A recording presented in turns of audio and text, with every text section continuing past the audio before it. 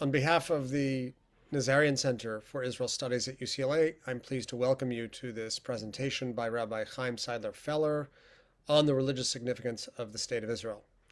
I'm David Myers, professor of Jewish history at UCLA, and I'm standing in for Professor Dov Waxman, the director of the Nazarian Center, who had planned to moderate today's event but was not able to. Today, of course, is Yom HaAtzmaut, marking the 74th anniversary of the founding of the State of Israel. It is a day that is celebrated by many throughout the Jewish world, but this particular day is marked by sadness, particularly around the news that there was a terrorist attack today in the central Israeli town of Elad, in which 3 people were murdered. May the memories of those who were killed be a blessing to all, and may we live to see a world without violence and sorrow. And on that note, it seems appropriate to hear from Rabbi Seidler-Feller on the topic at hand. He's known to many of us through his work at UCLA Hillel, where he served for more than 4 decades as executive director of the Yitzhak Rabin Jewish Center. He has also thought long and hard about the history and course of Zionism, especially religious Zionism, and so it is fitting that he join us today. The program is quite simple. Rabbi Seidler-Feller will make a presentation, at the end of which we hope there will be time for a Q&A. Without further ado, Rabbi Seidler-Feller. Thank you. Thank you, Dr. Myers. Thank you so much.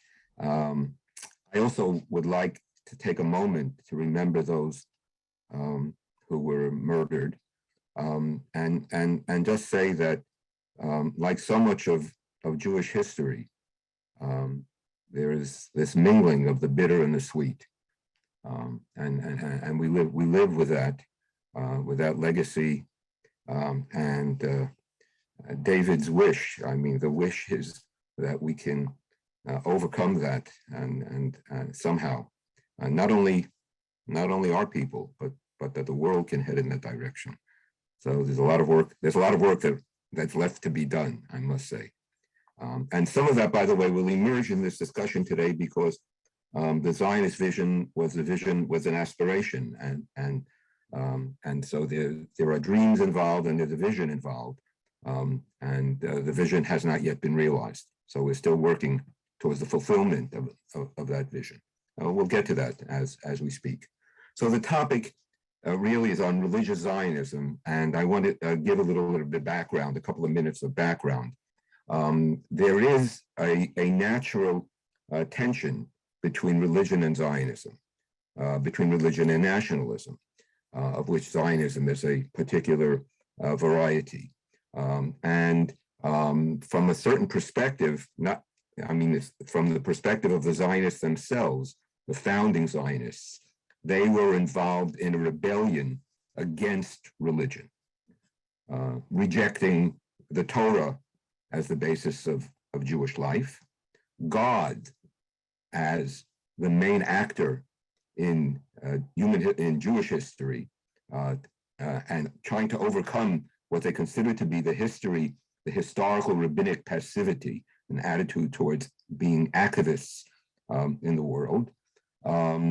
The Zionists came forward with a vision of a modern society which undercut classic notions of rabbinic authority and the legislation of the rabbis versus a vision of human legislation, ultimately leading into the creation of a democratic state. So the tension between religion and Zionism is something that's baked in to the very idea of Zionism itself. But the rub is that the Zionists chose to act out their rebellion in the land of the ancestors. So the very efforts of the Zionists brought them back into confrontation with the very tradition that they were trying to overcome. So that is what yields this ongoing struggle, which is something that's just, as I said, baked in. It's inherent to the whole Zionist vision and movement. In fact, I would say that the issue of religion is not just an issue for religious Zionists. It's a prominent issue for all Zionists because Every day, the Zionists, the dwellers in the land, live with a consciousness and an awareness and an encounter with the Jewish history. So what does it mean to overcome the tradition and create a new way when the new way is being created in the old place? So that's the background to what we're going to study today. Now there's a slight sort of movement that not so slight that I do want to deal with today, and that has to do with the messianic dimension of religious Zionism and the reactions to it, and how the religious Zionists either embraced that or how they compensated for pushing aside the vision, the ultimate messianic achievement itself, the dream that the creation of the state is a step in the direction of realizing redemption. Now, the great fear from a religious perspective about the introduction of nationalism into Jewish life was that nationalism would replace religion, and that the state became a substitute, would become a substitute for God. That's something I want you to hold on to, because it's something that is not only an inclination, it seems to me, of secular Zionists and of nationalists, even today, who still speak in that manner, but it's something that actually perhaps has overtaken some of the religious Zionists themselves, because nationalism has exceeded their spirituality and their religious commitment. We can think about that. My strategy for dealing with the question today is first to take a look at the prayer for the state of Israel. That's the classical prayer, the traditional prayer for the state of Israel, which mentions this messianic redemption. And then to understand some of the religious opposition, we'll see some evidence and examples of the religious opposition. And then we'll see an affirmation of Zionism by religionists, two modes, one a pragmatic and the other a messianic. We'll understand the need for the rejection of the messianic division in favor of an ultimate moral vision. So we'll try to organize the talk in such a way that we can touch on all of this. I have many different sources that I want to share with you, of which we can only touch the surface, but I want to point us in a direction so we understand the flow and the arc of Jewish thought on this question of religious Zionism and redemption. So I'm going to share my screen and begin with my sources. Here we are. Okay. So we begin with the prayer for the welfare of the state of Israel. It's the classical prayer. It's been introduced into synagogues. It was written by the chief rabbi at the time of the founding of the state, Rabbi Herzog, who is the grandfather of the current president of the state of Israel. Herzog himself was educated with a PhD in chemistry, if I'm not mistaken, and had a vision for a democratic theocracy, if that's a possibility, meaning that he saw the possibility of building a religious state that would embrace democracy, since democracy and Judaism were not mutually exclusive. Very important. That was an assumption that was made by very early by religious Zionists, that it was possible to build a modern state in light of what modernity demands. Even though there were many critics of that approach who said that it's an impossibility, and we're struggling with that to this very day, obviously. The prayer for the state of Israel has become an important component of the service in the modern Orthodox synagogue.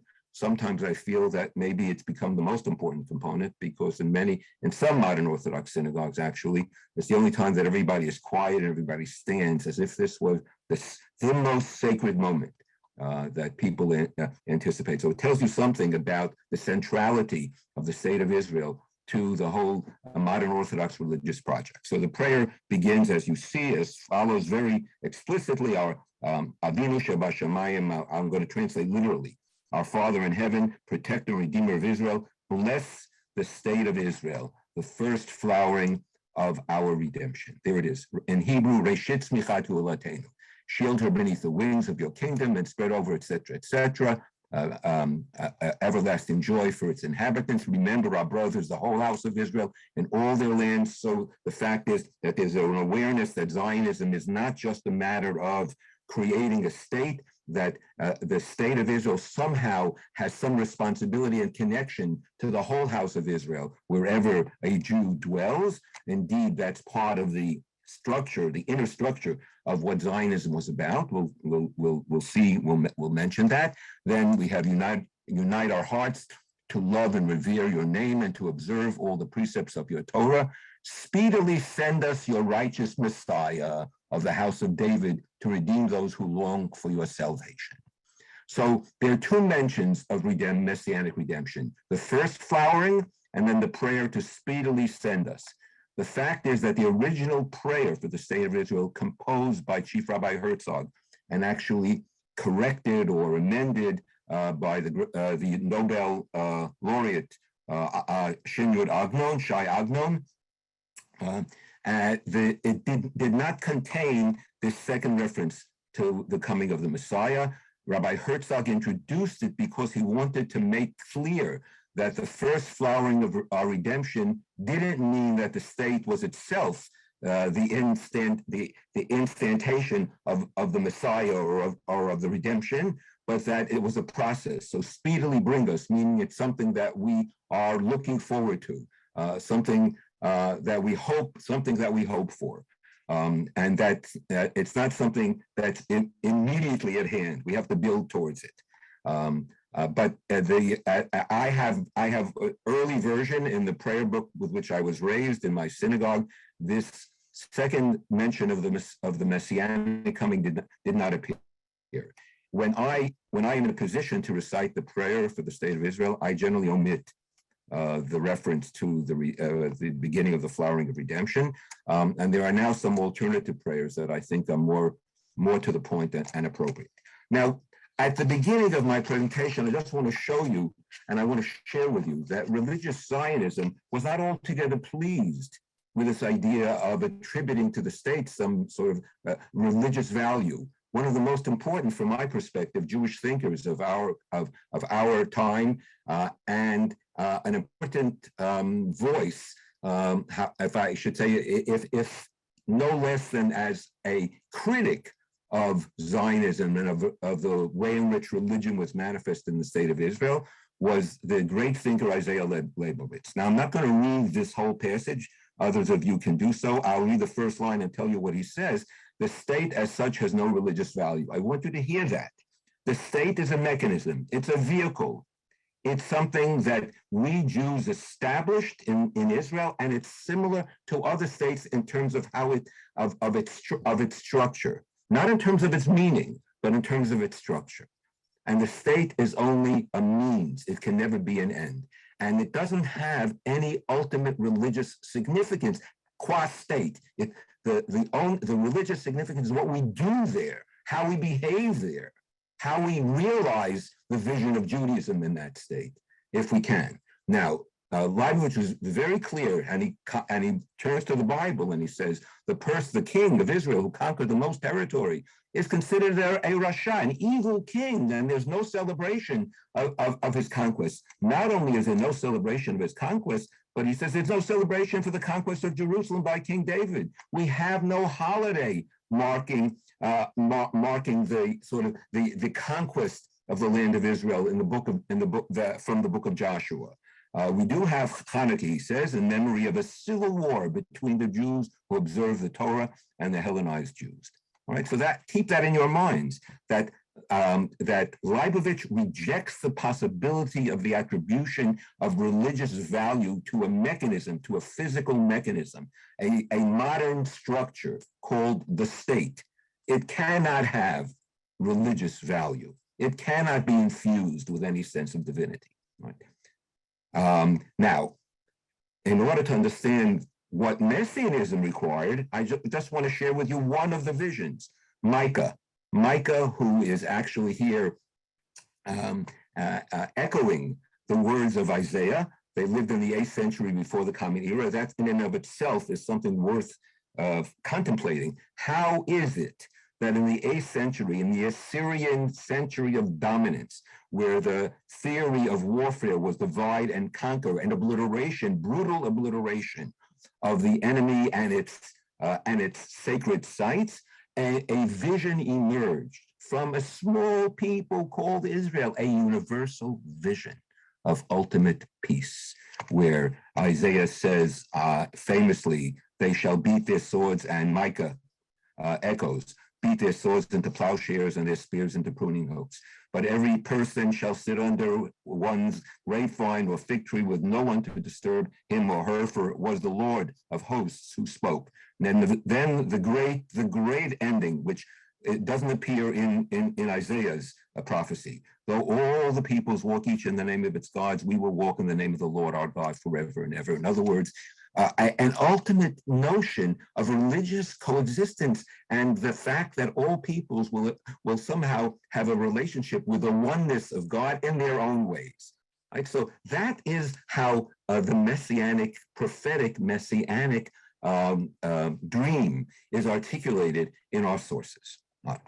Now, standing up against this, what they consider to be a heresy, the assertion of political Zionism, were numerous, and I mean that, numerous religious leaders. We call them Orthodox, but they were the religious leadership of the time from Eastern Europe. One of them, well, I have two examples of. There happen to be two Hasidic leaders, although, of course, the leaders of the academies, of the religious academies in Eastern Europe and Lithuania, the halachic authorities, the legal authorities, joined almost all of them in opposing the Zionist movement. So I want you to, obviously I'm not going to be able to read all of this. I want to read the last paragraph here of Schneerson, the grandfather, or the 3 generations earlier than the Rabbi Schneerson that we're familiar with. Was he I don't think he was not the grandfather. I don't think he was the grandfather. I may be wrong here. And he writes as follows: in the early 20th century, he writes, 1903, I think he wrote this, but the Zionists are far more cunning than the secularists in their evil, and they have made nationalism a substitute for Torah and commandments. There it is. In other words, that's the accusation. Mandelstam in his open letter stated that a Jew was not one who fulfilled the commandments, but one who was a Zionist, even though he did not put on tefillin and did not keep the Sabbath. The periodical Hashiloach wrote in the past year, that is a Zionist periodical, Hebrew periodical, that appeared in Europe regularly, that even one who transgressed all the commandments of the Torah, even one who denied the existence of God, was a Jew, provided only that he was a nationalist. So here you have this almost sort of a literal, taking literally the rabbinic teaching that Yishuv Eretz Yisrael shkula keneged kol mitzvot, but then secularizing. In other words, the settlement in the land of Israel is equivalent to the fulfillment of all the commandments. Indeed, therefore, when I settle in the land, I don't have to do any of the commandments, because settling the land is itself a fulfillment of that ideal. So here you have the manipulation of a religious teaching for a secular purpose, and Schneerson correctly condemns this as a distortion and sees it as a great heresy. Now, just so that you know, Chabad has not changed its view. It's an example, a very interesting example of something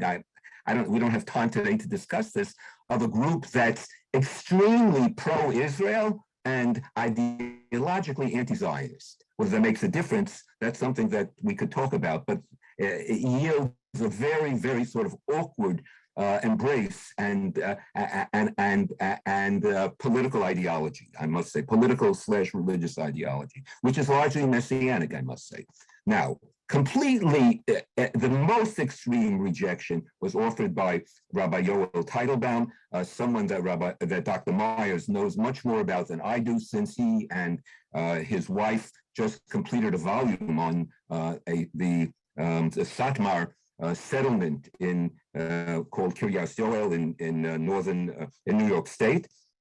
And he really immersed himself in the thought and history of the movement. But Teitelbaum basically says, I'm sorry to have to quote this, especially on a day today where there was a tragedy in Israel. He writes as follows: the general principle is, apart from the grave sin of violating the oath that we would not rebel against the nations, the Zionists have additionally polluted the house of Israel with apostasy and heresy. Rather strong language. God save us. Consequently, it is not surprising that there was an instance of flaring wrath and anger emanating from God. What's the instance of flaring anger emanating from God? The Holocaust. The Holocaust, or what he calls here, the Churban. The Holocaust came as a result of the emergence of secular Zionism as a punishment for the Jewish people, which actually resulted in the tragic elimination of religious Jewish communities as a result of the actions of these sinful Jews, who not only in their ideology developed a way of looking at the world that was contrary to religion, but manipulated their contemporary history, and what he accuses them of doing is actually plotting along with and tolerating the destruction of the European Jewish community for the sake of the emergence of the state of Israel. That's what he says here. This is apart from the fact that the Zionists themselves were engaged in criminal activities that potentiated all the evil, since they concluded that the destruction would make it easier for them to realize their goal of sovereignty and rule. Right? So sovereignty in the land replaces God. Sovereignty in the land is sinful. Sovereignty becomes the end, the goal that overrides all other considerations, including the survival of Jewish communities. Now, David Hartman summarizes the ideology of the anti-Zionists, and I think I'm going to have to skip most of what Hartman has to say. In the second paragraph, he writes, although secular Zionists have empty Jewish history of religious content, they nonetheless share with religious Jews a common interest in the continuity and tangible political and social entities. Zionists fear that the problem of anti-Semitism will not disappear, and the Jewish people cannot survive through their participation in a religious way of life. The Torah can no longer be the organizing principle. That's the way he formulates what the Zionist ideology, the secular Zionist ideology was. The Zionist solution thus involves a fundamental transmutation of values. The tradition defined Israel as God's elect community, liberation and election, et cetera, et cetera. Zionism, however, turns Jewish history into a national drama. Replaces Torah and God and Jewish collective consciousness with the idea of nationalism. Instead of theology and the vocabulary of the sacred, it substitutes the language of politics, economics, and social survival. Look at the issues that are at the center of Jewish life today. Largely politics, largely survival. People don't talk about the values. People don't talk about God.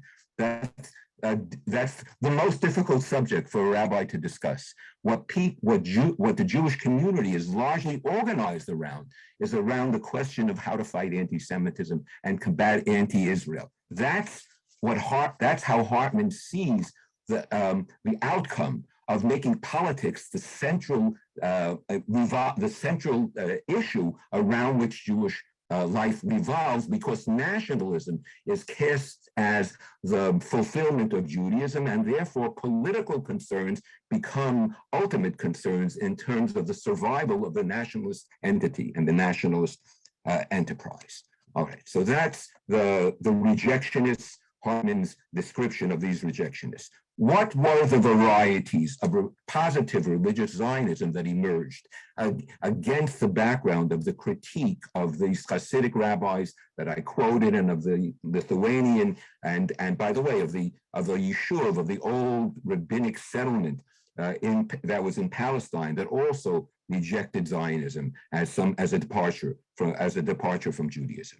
So the most significant and influential early religious Zionist, the founder of Mizrahi, which is an acronym for Merkaz Ruchani, religious spiritual center, the religious Zionist party founded in the early 20th century was Rabbi Yeshayakov, who was a brilliant orator and preacher and very talented writer. He died in 1915. He also founded what might be the precursor to a type of yeshiva university. Some say it was a yeshiva where there were some general studies. He had an educational vision, and he understood the need for compromise. He had a pragmatic attitude. And when he looked at Zionism and he needed to figure out, how can I embrace Zionism, given the fact that it is a departure from Judaism, and it does try to undermine Jewish values and Jewish theology? What way is there? But I know that it's necessary. And that's exactly the tact that he took in terms of affirmation. He writes, anyone who thinks that the Zionist idea is related to redemption, to come at the end of days, and to the coming of the Messiah, and therefore thinks that it negates and nullifies one of the pillars of our holy faith, are just wrong. Meaning, anyone who thinks that Zionism is about a fulfillment of theology and religious ideas, and that messianism is bound up in Zionism, that's not what it's all about. What is it all about? What many of you think it is. There is nothing of messianism within it.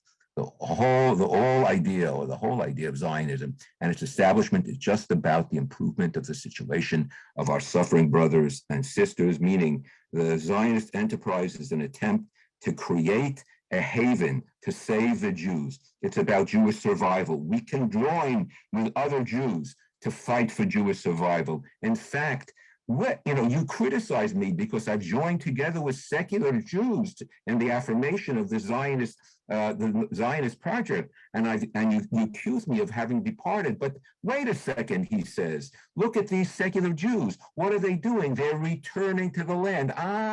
The return to the land is itself a process of teshuvah, commonly interpreted as repentance, but meaning return. They're involved in return. This whole effort involves return. So I join with them, and if together we can be involved in this return and save Jews, that's the primary goal. In fact, because of his pragmatism, the Rhinus was able, something that's very problematic, but nevertheless one has to understand it in context. He and his fellow religious Zionists affirmed the Uganda plan, which he saw as a temporary plan before the return to return to Palestine. That's for another discussion. But he would affirm that because if the goal is to save Jewish lives, then we have to take anything that's offered to us and delay the ultimate and the ideal dream. That's the pragmatist speaking. And I would say that for most of the early part of religious Zionist movement, pragmatism dominated, but there was an undercurrent of messianic religious, what I would call an apocalyptic vision that was somehow joined with religious Zionism that was articulated as a parallel notion that eventually overcame Rhinus's pragmatism. The early members of the government who were representatives of the Mizrahi all voted with Labor, with Ben-Gurion, and they did so for pragmatic reasons. It was their children who grew up in the state of Israel, who had in the back of their minds the messianic notions that are inherent in Jewish thought, who developed a way of looking at the world and adjusting to what they considered to be the necessary postponement. And I myself participated in Bnei Akiva, a religious Zionist group, where I heard people say, the reason that we're working with the secularists is because we have to. But when we have power, we will. So that's the issue, meaning that is it possible that, as I said, that the messianism is so baked in that you cannot keep the lid on it, and that it fuels the imagination. It's because it's filled with the fulfillment of dreams. Who wouldn't be taken by the sort of the poetic drive to realize the ultimate fulfillment and all of our assertions of peace on earth and so on, all these lovely things that we articulate that we don't do anything about, I must say, or do very little to achieve. Now, the person who's most responsible for introducing messianism into Zionist thought is the first chief rabbi of Palestine, Rabbi Kook, who was himself a poet, no less, and a mystic. I cannot emphasize how significant the mystical element is in the unfolding notion of Cook's vision of Zionism. Let's hear what he has to say, because he says it all. I mean, you don't need much more than what he has to say, although there's a lot to say and unpack about Rabbi Kook. Sometimes nationalism is embedded with a spirit of impurity and wickedness until it imputes wickedness also onto the people who believe in a national movement. Because what they do is they embrace power, and power becomes an ultimate justification, and the ends justify the means, and therefore all can be done on behalf of creating the national enterprise. Anything can be done. We'll see more of this in a moment. Surely, in the end of days, when Israel will awake and come to love the land of Israel, the passion of the nation will grow. So he's writing this in the 20s, and before there was a state of Israel. But he had a sense of anticipation, says something in the air. He actually felt that the First World War that he lived through had unleashed a new potential. It's a rather strange reaction, it seems to me, to the war itself. But I think he wasn't the only one who had this sense of optimism about the world that was going to be created after this, a war to end all wars, which we know it wasn't. All right. So he says the passion of the nation will grow, and it will be easier to sanctify the spirit, because the notion of holiness is deeply connected to the land of Israel. All right, so he's already indicating that the holiness somehow is inherent in the land itself. When we get there, the holiness will emanate from the land and will affect us and influence us and push us and thrust us in a particular direction. The despoiled spirit, the spirit that has been corrupted by nationalism, will be cured. All other nations operate according to normal cause and effect. When nationalism and the pursuit of power, it corrupts ultimately. In politics corrupts. We of all nations, the Hebrew Jewish nation returning to its land, will unleash a spiritual dimension that will actually moderate the nationalist urge and actually give it religious significance. So as it is written, and will make expiation for the land, for the people's land is the translation that I like. It's a verse in Deuteronomy 32, V'chiper admato amo. All right, so the expiation will itself emerge at that time, the atonement. So nationalism somehow will be transfigured and transformed, because a holy people in its holy land will be able to make its nationalism different from all other nationalism, and therefore bring a new vision to the world itself. Very problematic. The state is not the ultimate happiness of man. All right, so here he rejects that critique of by the Hasidic rabbis against religious Zionism. This you can say regarding regular states. But that's only regarding regular states. States whose goals aspire to no more than national responsibility and politics and war, by the way. But this is not true for the state that is the highest, that is essentially an ideal. So the state of the Jews is an ideal. It's not just a national enterprise that carves into its very essence the highest ideal content, which is the truest, highest happiness of every individual. Do you hear the ultimacy here that he's granting to a state, to a physical, political structure that he says somehow will not be political? What was he talking about? Rav Kook is talking about the fact that in our return, there'll be this convergence of the people with the land that will ultimately bring God's presence. And in God's presence, history and human nature will itself be changed. so that a national enterprise will see itself in religious terms. And from that national enterprise, redemption will actually shine to the world, to the world itself. So he does see that there's a universal aspect to this, but it's a rather troubling aspect because of his essential distinction that he's made. This state is truly the highest rung on the ladder of the pursuit of happiness. And this state is our state, the state of Israel. By the way, there's the first time that we know of that certainly in a religious Zionist text, that Medinat Yisrael, the term state of Israel, is used in the 20s. The foundation of the throne of the God in the world. The foundation of the throne of the God in the world.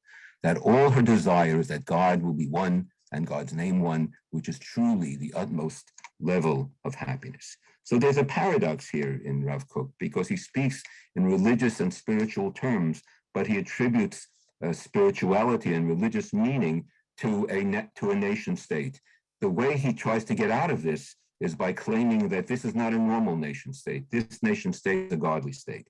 What happens in such a godly state is that you're operating in a new realm, in a different realm, where nature no longer is functional, and where it's sort of there's a miraculous transformative aspect, and you no longer have to be concerned with normal cause and effect or with normal human morality, because in the divine realm, it's God's morality that dominates. And therefore, if you live by God's rule, then that's what the world is, that's what's necessary for the transformative dream of bringing the world to its redemption.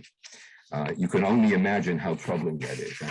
And I'm really, I have to sort of cut down on my commentary, because I'm going to try to take only 5 more minutes and allow for some time, 5 to 8 minutes, allow for some time for questions. So I want just to point out, just listen. You don't have to, we don't have to comment. It says it all. Rabbi Kook had a son, was not as great a thinker, was not a great, certainly didn't have the intellectual breadth of his father. He was actually little known except to his students. And after 1967, all of a sudden he was reborn, and the movement of religious Zionism took a new direction, where messianism actually was front and center, and where ideology and ultimacy were introduced into the discourse, and where the messianism converged with politics, so that what we have is a form of political messianism. Listen to the language. People speak of the beginning of the redemption. So here he's actually critiquing the notion that the state is the beginning of the flowering of redemption. We're not in the beginning of the flower, we're in the parlor, not in the vestibule. The return to Zion, the kingdom of Israel being rebuilt anew, that is, the state is itself the kingdom of Israel, right? Malchut Yisrael. This is the revelation of the kingdom of Israel being rebuilt anew. This is the revelation of the kingdom of heaven, Malchut Shamayim. Now listen, the Israel Defense Force, total sanctity. It represents the rule of the people of the land in his land. What does it mean to call an army holy and its instruments holy? Guns are holy. What do you call it? Uniforms are holy. All these accoutrements of national identity and power are granted a sense of religious significance. We must know that the kingdom of heaven is being revealed in this kingdom, even in the kingdom of Ben Gurion. Wow. And then when he tries to offer some justification and talk about the prior history. I just want to show you a line in this next paragraph. It's important to read his writings and see how he pushed the messianic vision after 1967. The great transformation was that although for the first 20 years of existence of the state of Israel, the messianic Zionism, religious Zionism, was dormant. And as I said, the younger generation sort of imbibed it, but wasn't ready yet to articulate it publicly. Nevertheless, after the Six-Day War, when the Six-Day War was interpreted to be an obvious revelation of the divine hand in the miraculous victory, which is seen as being so central, Rabbi Tzvi Yehuda Kook emerged as an important political leader and someone who actually had influence in governmental decisions in the later on in the 70s. very important, and who shaped current religious Zionism, which is actually affecting all our lives today, because it informs and it's infused into the whole sort of politics of contemporary Israel. So he talks about the commandment to conquer the land. Now we have an opportunity to fulfill the divine commandment. Warfare becomes something positive because it's a fulfillment of this sort of divine a divine prerogative that we are given and that we are commanded to engage in order to sanctify the land, which comes about only through conquest. So he calls the guns the etrog of war. That should give it away completely to all of you. And etrog is a citron used to celebrate the religious holiday of Sukkot. What he's doing here is, it's not just a transvaluation. I would say it's a desecration. It's transforming ritual objects into instruments of killing and warfare, of dominance, of power. And that's what's introduced into the conversation about possessing the land and creating a modern nation state. In fact, one of the students of Rabbi Kook, Rabbi Aviner, who's himself the head of the yeshiva, Ateret Kohanim in the Old City, he here writes, you think that we have to abide by human morality and cause and effect. No, we are operating now according to divine morality, according to divine ethics.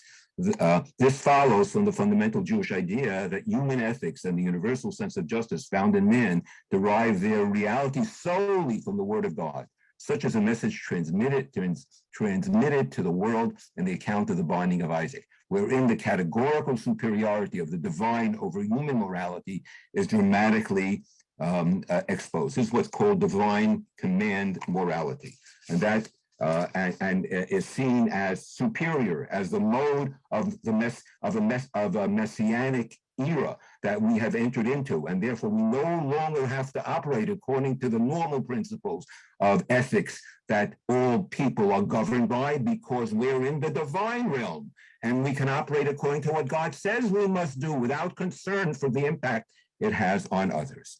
Now, growing up in that movement was a very important thinker, teacher, head of the yeshiva in Gush Etzion, named Rabbi Yehuda Amitao. I can't say enough about him, but we don't have the time. And Amitao had a reaction. After 1973, he realized that even though he had been suffused with this sort of messianic dream, and he himself was drawn along with it, that we needed to cut back, and we needed to modify, and we needed to reshape the way in which we're thinking. So he writes as follows. This is an important religious Zionist thinker reacting to his teachers that were really pushed forward this messianic vision. And he had the audacity to write, for 2 millennia, we were the victim. And suddenly we have changed from being the victim to being the ruler. Nobody said that. Nobody's talked like that. We're victims. In fact, today, it seems to me that our discourse fails, because one of the things is we present ourselves as continuous victims without recognizing, yes, that we were victimized today in a terror incident, but we're also rulers. We're also, in fact, because we're rulers, all rulers. This is not particular to Jews. All rulers victimize the people that they dominate. That's part of the problem of how to construct a national government. Now, as we come to deal with those over whom we rule, even if they are hostile to us, it is incumbent upon us to apply practically all the lofty concepts of morality and humanity that we developed when we were ruled over by others.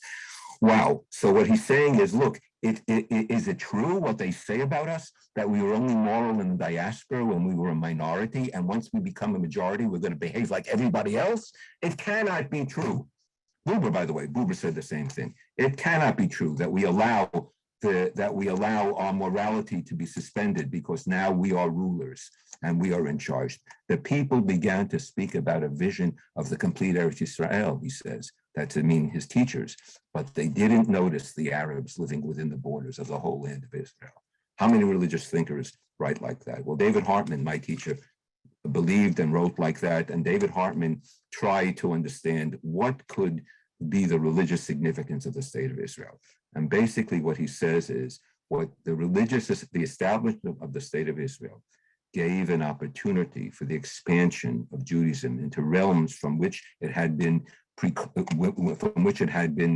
excluded up until the creation of the state. Meaning, we were only passive, at best citizens, or in most places just dwellers in among others. We had no responsibility as a political community. We had no authority.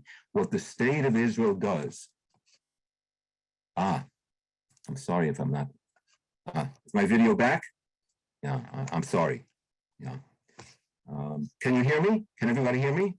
Yes, we hear you. We hear and Okay, I'm sorry. So Hartman says the opportunity was granted by the creation of the state of Israel to expand the breadth of Jewish responsibility, the moral quality of the army, social and economic disparities and deprivations, the exercise of power moderated by moral sensitivities, attitude towards minorities and the stranger, tolerance and freedom of conscience. All these are realms that may engage our sense of covenantal responsibility, meaning that's the mitzvah, that's the obligation. That's the sense that emerges even from a non-religious state, because as Jews, there's a culture that we inherited. There's a way of life that sort of shapes our thinking and our consciousness. Can we apply the Jewish way of life and succeed at the same time that we are involved in the project, in the experiment of creating a nation state? Is it at all possible, or is it all a dream?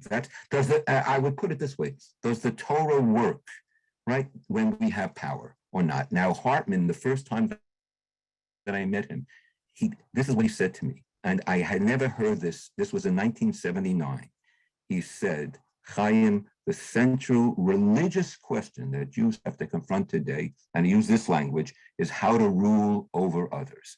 Now, I wouldn't use the phrase how to rule, but it's a question of governance. How do you create a modern democratic nation state that reflects religious values and is inclusive and is not based on the dominance of the majority over the minority? Is it at all possible? Or is it bound to fail? Well, that's what Hartman said. That's what Zionism is about for religious people, and not only for religious people, for the Jews, to introduce Jewish values into the construction of governance in a new nation state called the State of Israel. All right, I'm going to conclude with two comments, and as follows. One is, I urge you to read and study, because this is a paragraph or a couple of paragraphs that needs some concentration, by Gershom Scholem. Gershom Scholem understood something that sometimes passes us by, and because he wrote about this a lot, the dangers inherent in messianism, when concrete governments are given ultimacy. The fact that the explosion that messianism can introduce, the explosion of apocalypse and ultimate catastrophe and destruction, as Jews have experienced throughout their history. So he says basically that until now, and he wrote this, I assume, he wrote the 60s or 70s, that in the 60s, I think, that messianism has been kept in check, and that we haven't allowed the messianism that's baked into Zionism to dominate. But he worries about how long we can maintain this type of rejection, or prevent the messianism from exploding.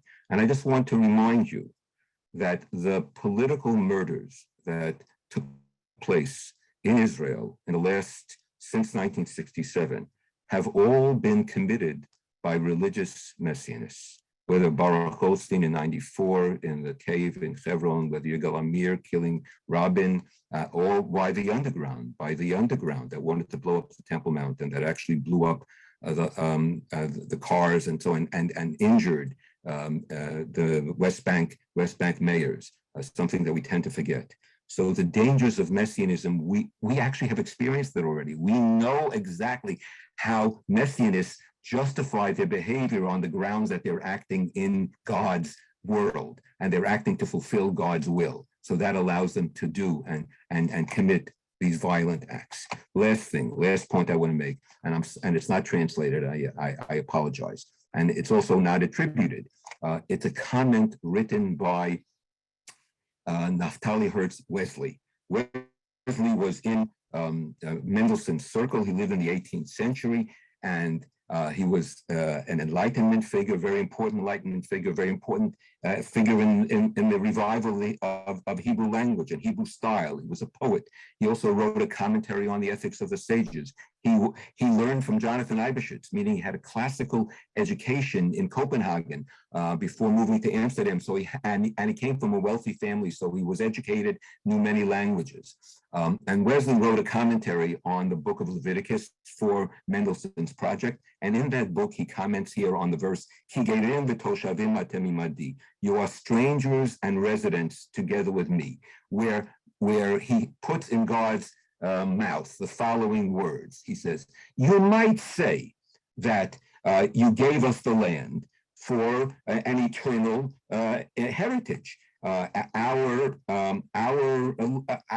homeland. You gave us the land to be our homeland, and we are the citizens of the land. So he says, God says that indeed, relative to the world, you are citizens of the land, but relative to me, you're strangers. That's brilliant. That is, when we get to the land, we need to control the arrogant urge to claim this is ours because God gave it to us. On the contrary, God gave it to us. Therefore, we are only people who possess, we don't own. God owns the land. And if we don't adhere to the moral principle and values of the religious tradition, then we violate the covenant by which we are bound. This is not only a sort of a grand idea in terms of our own understanding of Zionism and of religious Zionism. And it adds a degree of humility in the national enterprise. You know, it's sort of a way of transforming nationalism by someone who was beginning to see the rise, even already in the 18th century, of sort of nationalist urgings in Europe. But perhaps I would say, because I have some grandiose notions, this is something that's worth transmitting beyond Jewish life, so that perhaps all nations would have an understanding that they only happen to dwell in the land. They don't own the land. The land was created. If we could share this outlook and understand who we are in relationship to our homelands, then we would be on the road to be working on the most difficult national project that I think is shared across the democratic world and that is the role of minorities in a majority culture democracy. And I think we haven't solved that problem. We haven't solved that here in the United States yet either. So together, I think we have to engage in this vision, in pursuing a healing vision. Thank you. Thank you, Chaim. Yeah, so I will ask you a question and then we can move to some others. I should just add that another person, in addition to Rav Amital, who understood well that Jews were ruled and then became rulers, was Shimon Ravidovich in his classic essay, Ben Ever La'Arav. But my question really has to do with, well, the line from Rav Kook Jr., that the IDF is holy.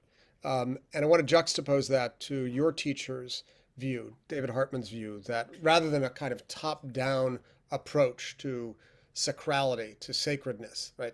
This enterprise is by definition sacred, the state is sacred, and everything devolves from that.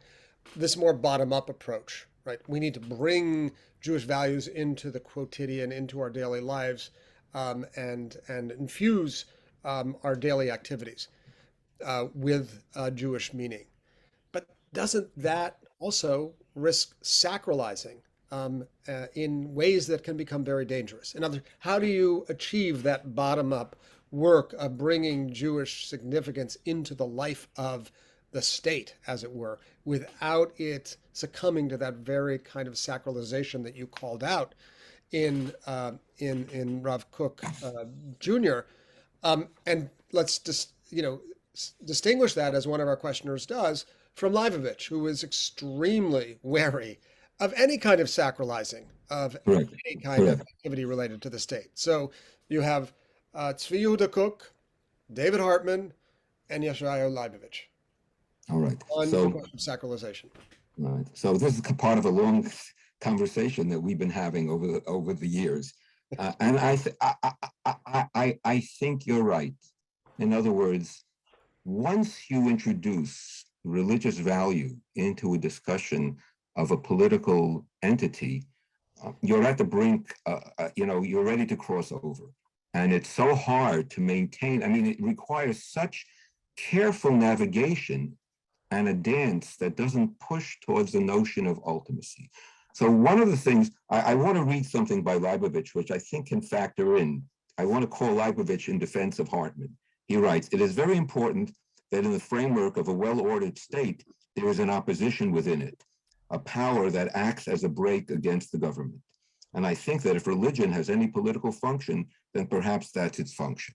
So Leibovich considers the function of religion in a state not necessarily to affirm the nationhood, the stateliness, but to be a loyal critic, a critic from the margins that looks in at the state and is constantly proposing corrections, renewal. And it seems to me that if you are really immersed in the project of introducing moral values, then I would hope that you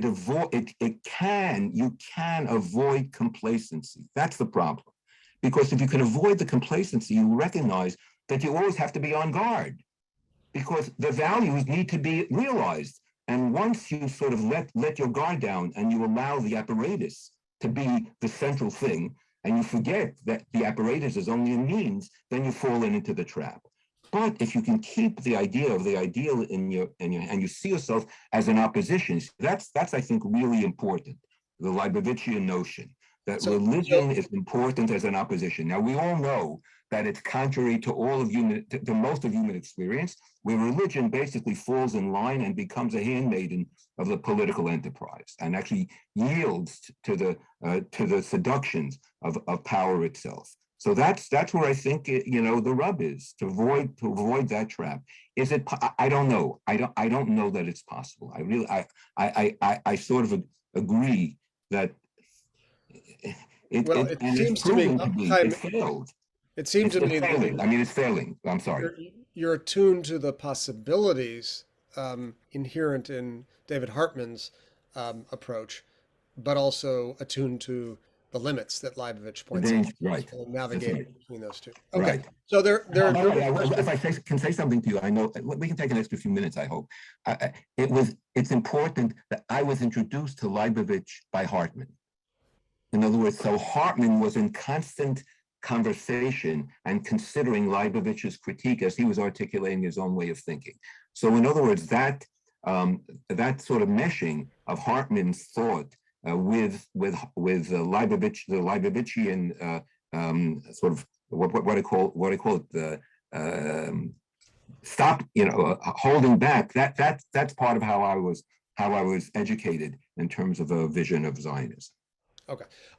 We'll take 3 questions and I'll ask you to address them briefly. So we'll go a little bit over to viewers out there. We'll go till about 5 minutes after the hour. The first question asks you to explicate a little bit further that curious position of Chabad, pro-Israel and anti, or at least non-Zionist, especially given that the last Chabad Rebbe has written in favor of Israel's retaining the territories conquered in 1967. So can you explain this position of being very supportive of the project of Israel, but adopting a kind of position at odds with Zionism? Yeah. All right. So I'm going to relate a conversation that was reported. I was in Israel listening to the radio one Saturday night, and I heard an interview with a former consul general of Los Angeles, who was himself an he was a crack pilot, and he related to the interviewer that while he was training in Texas, he was in an advanced training program in Texas on some American fighter planes. He was called to see the Rebbe. And the interviewer said, "What does the Rebbe want from you?" and he says, the Rebbe wanted two things from me. They had a long conversation and so on. The Rebbe wanted two things. The Rebbe wanted to know why we didn't go to Damascus and why we stopped before Cairo.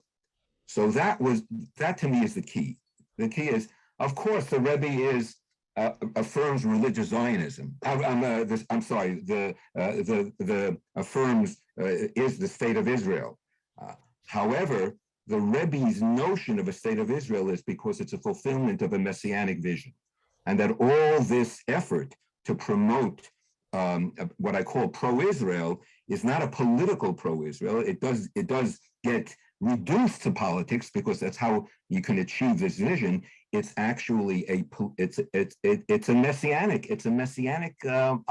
sort of dream that the Rebbe felt that the state of Israel is itself the means to achieve this dream. Now, there's something else that I saw. I think I sent this to you actually, that one of the Chabad writers wrote about the Rebbe, that he felt that in Crown Heights, he was in the state of in the presence of God, no less than he would if he were in the Holy Land itself.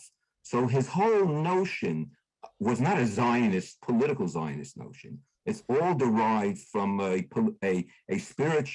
theology, and the state becomes just a plaything in realizing God's will in the world, so that he is both at the same time vehemently and intensely and the movement pro-Israel because there are Jews living there, because it's a vehicle for the ultimate coming of the Messiah, right?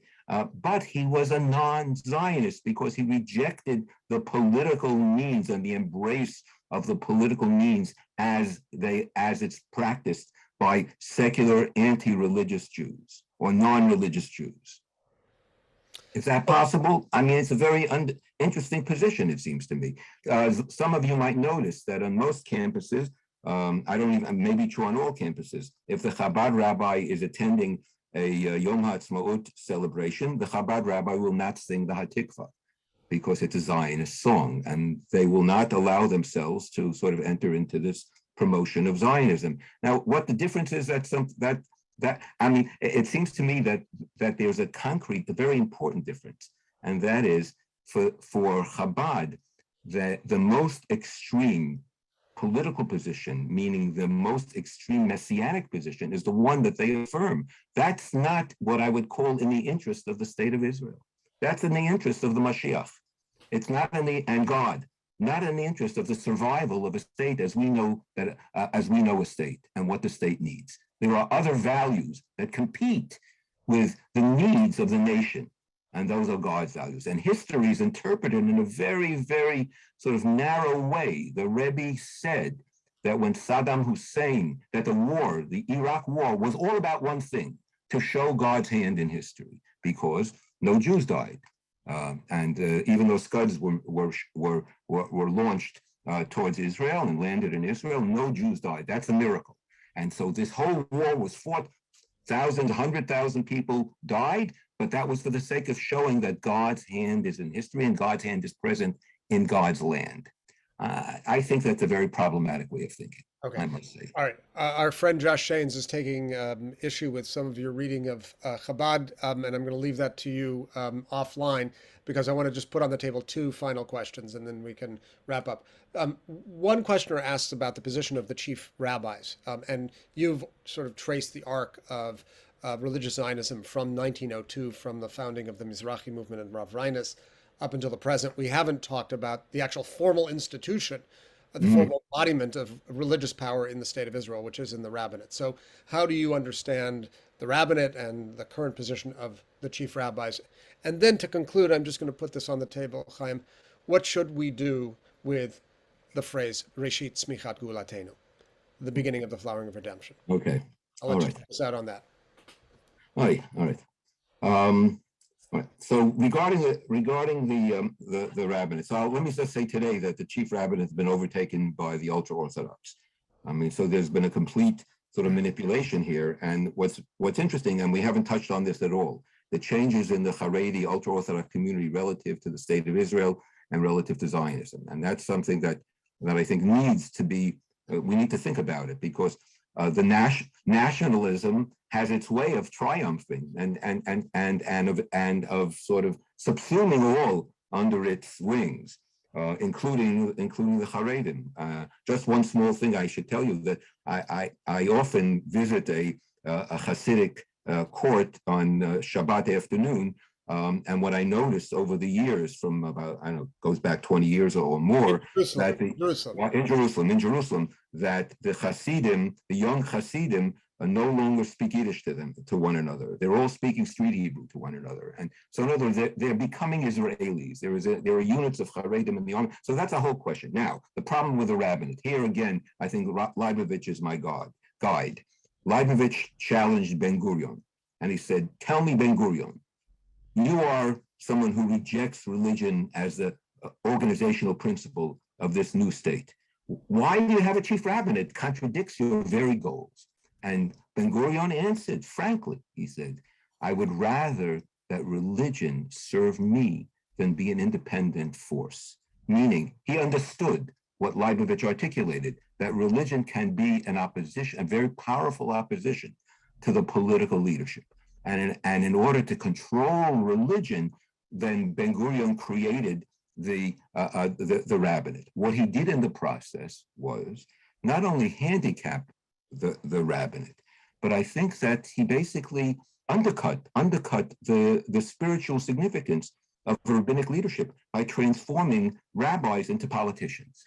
Now, whether he knew, whether he was so cynical that that was his goal, I don't know how much he knew, but that was the consequence of creating a chief rabbin. It cheapened the religion in the land, because religion became the handmaiden of the government, and not an independent opposition, which is what Ben Gurion was actually afraid of. Now, regarding the phrase "Reshit Bichat Geulatenu," so look, is it a solution just not to recite it? It's possible.